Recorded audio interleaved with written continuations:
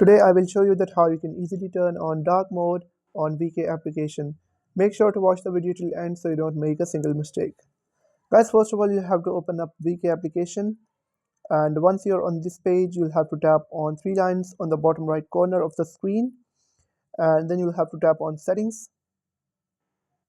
After that you'll have to tap on app settings.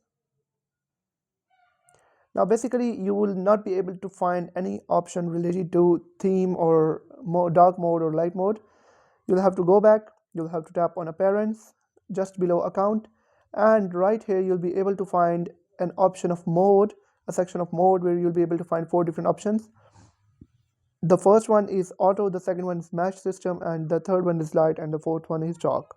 I recommend you to select match system, or if you want to turn on dark theme always, you'll have to tap on dark theme and it will be turned on. I hope you have found the video helpful. If you have found the video helpful, make sure to like the video and hit that subscribe button. And if you have any questions about the video, let me know in the comment section.